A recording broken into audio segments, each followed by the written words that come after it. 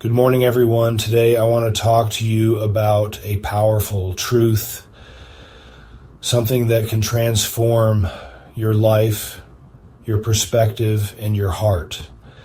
That truth is this: God can turn your hate into His glory. It may sound unbelievable. It may even seem impossible.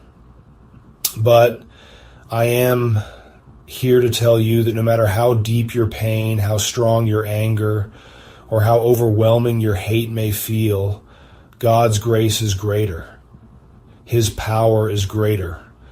And His love can turn even the darkest emotions into a testimony of His glory. First, let us be honest. Hate is a heavy burden. It eats away at our peace, clouds our judgment, and poisons our souls. Hate can stem from betrayal, injustice, pain, or disappointment. It can make us feel justified, but in reality, it only keeps us prisoner to our past wounds. But here's the truth. Hate is not the end. It is a beginning. It is an invitation to either remain in bitterness or to seek healing and transformation. The good news is that God specializes in turning brokenness into beauty. In Psalm 30, verse 11, David proclaims, "You turned my mourning into dancing. You removed my sackcloth and clothed me with joy." This is the heart of our hope, God's ability to take what is broken and make something beautiful out of it.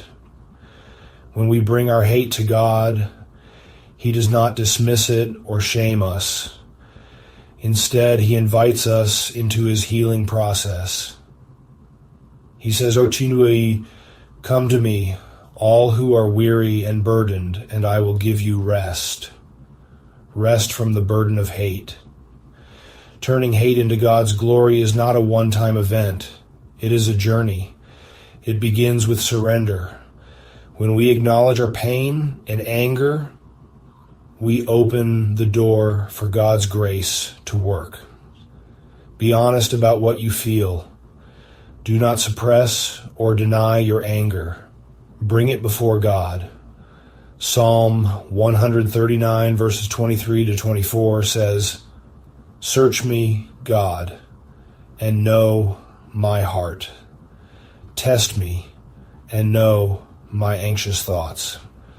Invite God into the depths of your heart.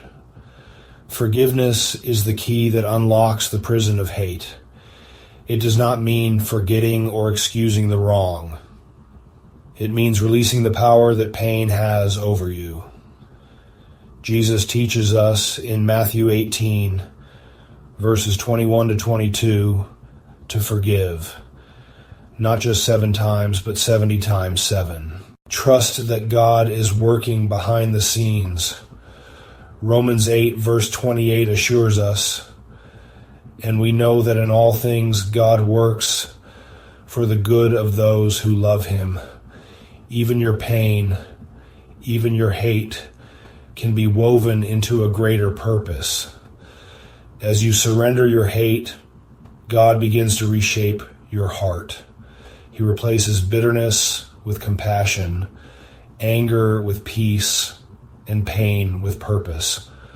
What was meant for harm, God can use for good. Let me share a story. There was a man named Joseph, betrayed by his brothers, thrown into slavery, and falsely accused.